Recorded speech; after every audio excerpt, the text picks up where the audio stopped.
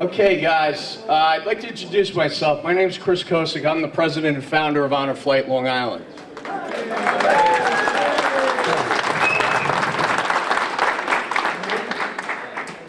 And I take this moment before every flight to give you guys an idea of what today is all about. Today is about a thank you. It's about a thank you from all of us and all the people that you're going to meet to all of you. And when I've said that before, I've had some vets say to me, well, what are you thanking me for? So I'm going to take you back a ways in time. Most of you guys were born somewhere in the vicinity of 1917 and 1926, am I correct? Correct. So if you do the math, by the time you were boys, teenagers, young men, our country was in the greatest economic depression it had ever seen. Many of your fathers were out of work. Many of you had to take odd jobs to support the family, maybe drop out of school to do so. Didn't know if there was food on the table. It was a tough time. And then at a time of your life, when you should have been concerned with simple things, your high school prom, going to college, maybe marrying your sweetheart and starting a family, you were asked as ordinary citizens to put on a uniform in service to your country. You were sent off to places, many of you had never been out of your hometown, places you couldn't pronounce, far, far away, and saw things that you could never imagine. You engaged two professional military powers that had been at it for over a decade as ordinary citizens. And collectively, you saved the world, giving us all the legacy of freedom that we grew up in. In my estimation, your generation and the people standing before me represent the greatest spirit and testimony of America, of self-sacrifice, of honor, of duty, of courage, and of being a part of something bigger than yourselves. John F. Kennedy said, "A nation reveals itself not only by the men it produces, but by the men it honors and the men it remembers." And Calvin Coolidge said, "A nation which forgets its defenders will itself be forgotten." So understand this, on this day, between all of us and all the people you're going to meet throughout the day, that you are not forgotten. You are every bit as important to us as you were in 1945. I thank you for the privilege of freedom. I thank you for the privilege of escorting you to your memorial. God bless you all.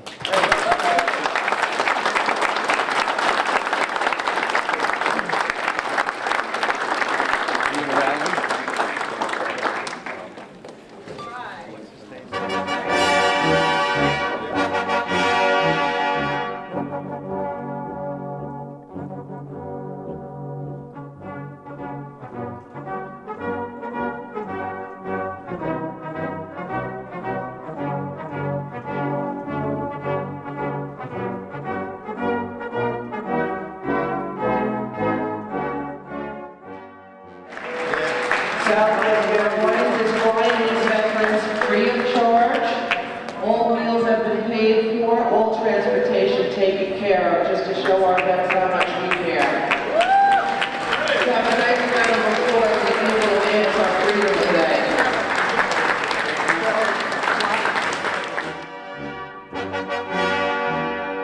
Honor Flight Long Island is part of a national network called Honor Flight, and our mission is to give World War II veterans the chance to see their memorial before it's too late. Honor Flight is solely nonprofit. We're a 501c3. I founded Long Island Honor Flight in '07. Since then, we've had 26 successful flights. We're closing in on 1,000 veterans from Long Island that we've flown. Nationally, I'm part of an organization that has successfully flown over 175,000. Starting with 12 vets and 2 Piper Cubs in Columbus, Ohio in 2005.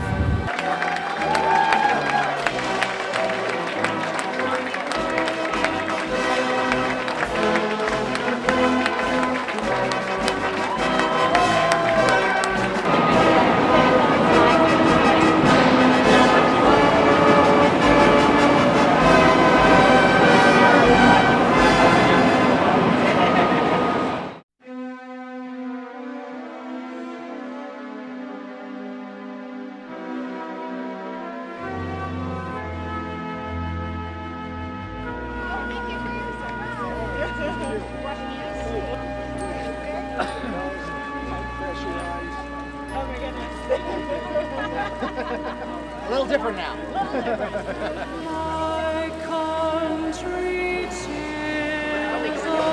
Then we give them a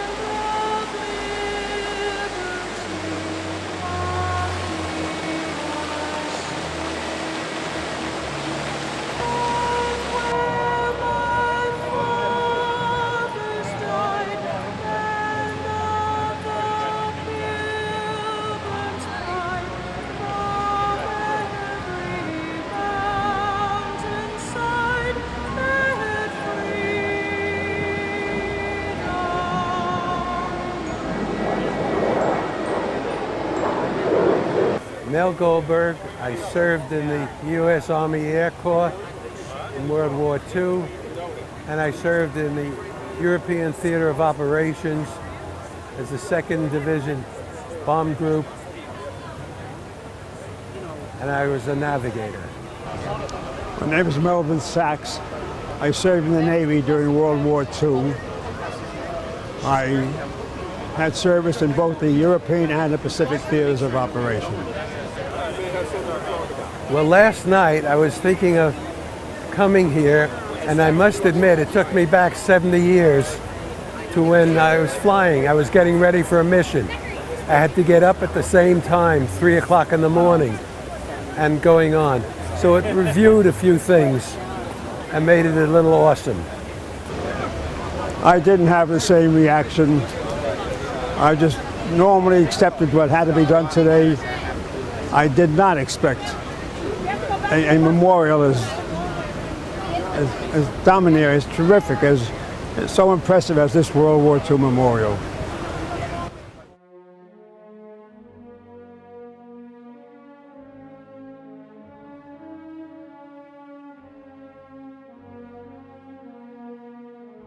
There are 2 wreaths for each pillar, one on the front, one on the back.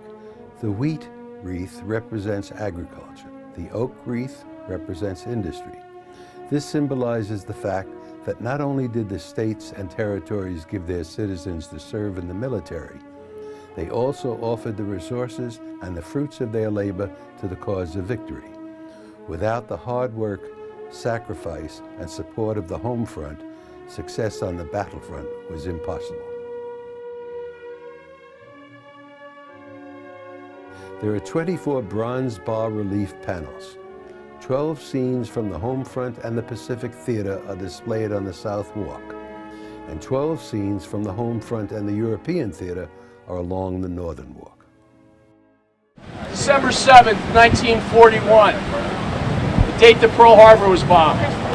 Now, most of your fathers, or many of your fathers, served in the First World War, correct? Yes. So, prior to World War II, America had a policy of, anybody know? Isolationism. We ain't gonna go help out Europe. Let them fight their own battles. We already lost enough men. They've been at it for centuries. Let's leave them alone. So here we are, we're bombed. These people are listening. The fathers are very serious. These are probably World War I vets. They know what their sons are getting into. And there's a young boy recognizing that it's his time. So we move on over to here. You guys probably remember this. Hand on your heart. Induction day. Physical. Taking your oath, swearing in. There's your gear. Off to boot camp. Probably never been out of your hometown. So now, Japanese surprise attacked us knowing our Navy was in Pearl Harbor, and if they had done that, they would have weakened our capacity to fight, because the Pacific is a huge ocean. And the Navy had to take part in a lot of the fighting. Secondarily, the Marines, and then lastly, the infantry. So the Navy now had to rebuild all their ships. They had to build new ships, and they had to get to war. They decimated 30% of our naval strength in that one attack.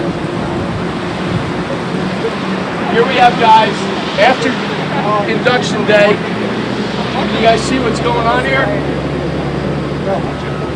They got their umbrella, they got their sacks, they got their gear, onto a transport ship after basic, after training, off to whatever mission they were sent to. Whatever your MOS was, whether you're infantry, Air Corps, there you are, you're shipping out. Okay.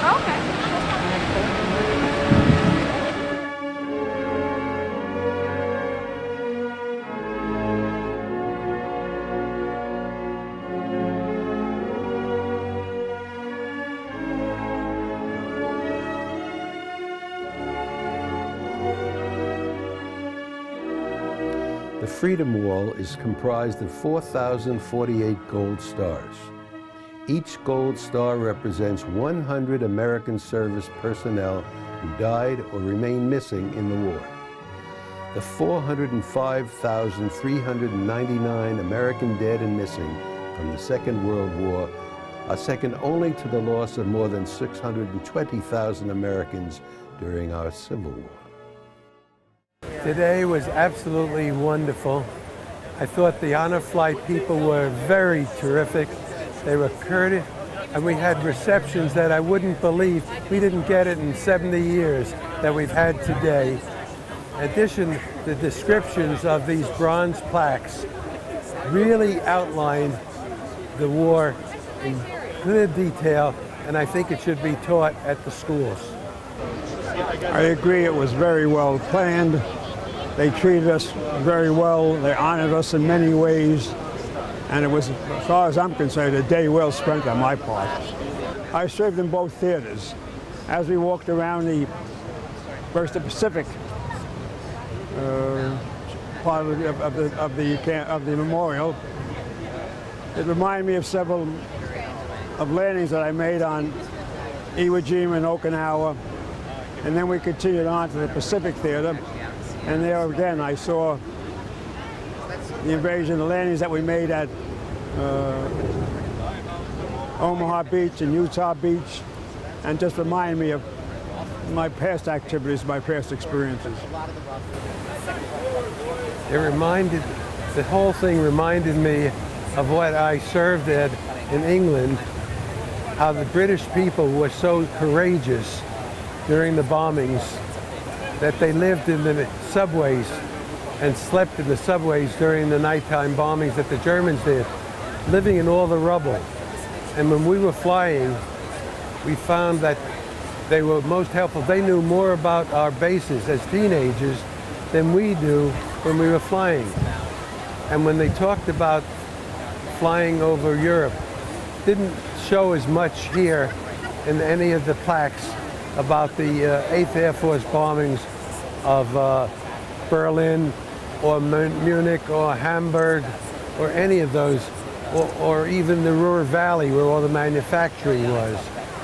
But nevertheless, it was a very fantastic operation. The honor flight was well done, well coordinated, very cooperative, very courteous. It was really an excellent presentation. I would recommend, as a matter of fact, I would recommend it to my other veteran friends who haven't gone, because I think it's worthwhile. I don't have too much to add, except that we do have the Veterans Club back in Great Neck. And I only personally became aware of this program about 3 months ago. Now that I've experienced, I'm going to go back to the group and try to get as many as I can to sign up and participate in the program.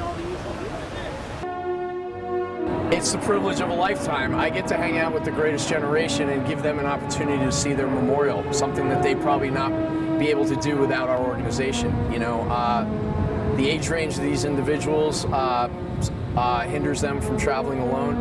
Oftentimes finances are an issue too. So were it not for our organization, I'd probably say 80% of World War II veterans around the country would not be able to get to see their memorial.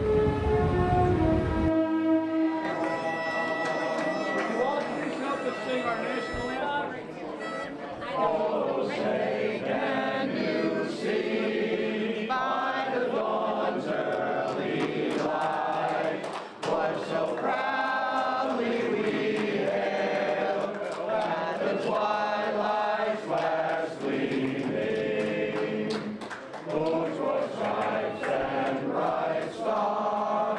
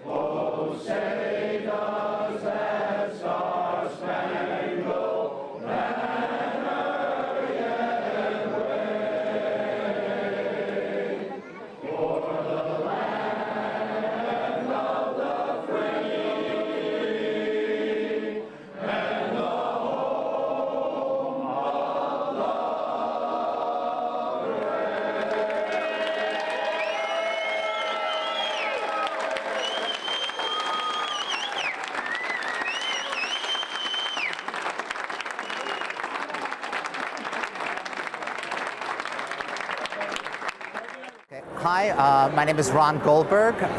My dad is Mel Goldberg. He was in the Army Air Corps in World War II. He was a navigator flying over Germany. Growing up, he never really told us very much about the war. He didn't really talk about it. You know, we would sort of drag stories out of him. You know, there were medals that were in the display case, but he never really talked about it. So this was an exceptional experience for me. Being a Guardian on the honor flight is really about making sure that the heroes have a safe and fun visit, that we watch out for them, we make sure they can get on and off the buses and planes okay. But really it's about being there and sort of generating this support because they're going through this extraordinary experience. A lot of them, I think, really went home and just went on with their lives, and this is sort of a moment for them to catch up on all that. And so it's about being open to that and being enthusiastic and excited, with them. I think it's an extraordinary thing. I think we've always told about the greatest generation, all that stuff, but I think what it is these were citizen soldiers, and they really gave of themselves, and very modestly. They don't go around boasting about how fabulous they are, and I think it's a really grounding and eye-opening experience, and I would recommend it to anybody. The reception we got was unbelievable. In Baltimore and here again, the two places were overwhelming. It's something that we haven't seen in 70 years, and I never saw it then. It was not only the reception we got, but the intensity of it and the feeling of the people who greeted us. They were all so sincere. They all seemed to show such deep feeling. And thanking us really for a job that we were doing, like everybody was doing a job. I did not anticipate the deep feeling I experienced seeing the memorials. They just brought me back to the good days, or bad days if you wish to call them that. And I was very, very touched and very warm, and I will remember this for as many years as I still have to live. It was really overwhelming. It's something that if we had just driven here by ourselves, would not have had the same impression. What Chris did in explaining those plaques was also awesome. And the whole idea of the memorial is really, it's long overdue, I think. It was really great. Our debt to the heroic men and valiant women in the service of our country can never be repaid. They have earned our undying gratitude. America will never forget their sacrifices. President Harry S. Truman.